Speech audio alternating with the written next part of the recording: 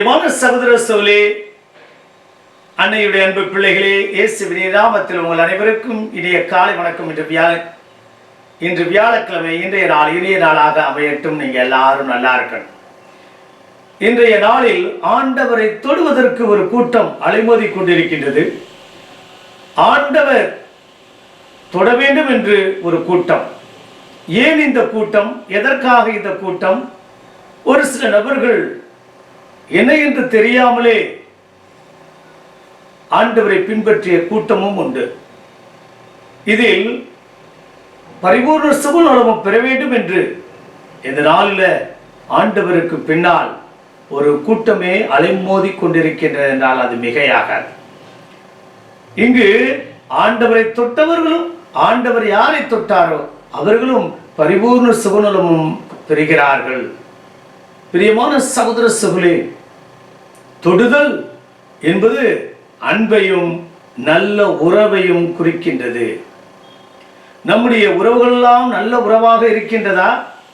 ஆண்டவரை தொட வேண்டும். இன்றைய நாளில் நாமும் வேடிக்கை பார்ப்பதற்காகவா, அல்லது மற்றவர்கள் செல்கிறார்கள் என்று நாமும் செல்கின்றோமா? அது ஏன், எதற்கு என்று தெரியாமலே கொண்டிருக்கின்றோமா? அல்லது ஆண்டவர் என்னை தொட வேண்டும், அல்லது நான் ஆண்டவரை தொட வேண்டும் என்ற ஆவல் கொண்டவர்களாக இருக்கின்றோமா என்பதை சிந்திக்க இந்த நாளில் நற்செய்தி அழைப்பு விடுக்க இணைந்து செபிப்போமா? பரலோக தந்தை இறைவா, இந்த அருமையான நாளுக்காக உமக்கு நன்றி. எத்தனையோ நபர்கள் உம்மை தொட வேண்டும் என்று கூட்டம் கூட்டமாய் அலைமோதிய அந்த மக்களைப் போல இதோ தெரிந்தா தெரியாமலா, ஆனால் நாங்கள் தெரிந்தே நீதான் எங்களுடைய மெஸ்ஸியா, நீதான் எங்களுக்கு வாழ்வளிப்பவர், நீரே எங்களுக்கு உணவளிப்பவர், நீரே எங்களுக்கு எல்லாம் என்ற மனநிலையோடு உம்மை தேடி வருகிறோம். ஆண்டவரே, நீர் தொடவில்லை என்றாலும் இதோ நாங்கள் உம்மை தொடுகின்றோம். சிறப்பான விதத்தில், நற்கரணை வடிவத்தில், கத்தோலிக்க திருச்சபையில் நீர் ஒவ்வொரு நாளும் எங்களை தொட்டு ஆசீர்வதித்துக் கொண்டிருக்கிறேன்.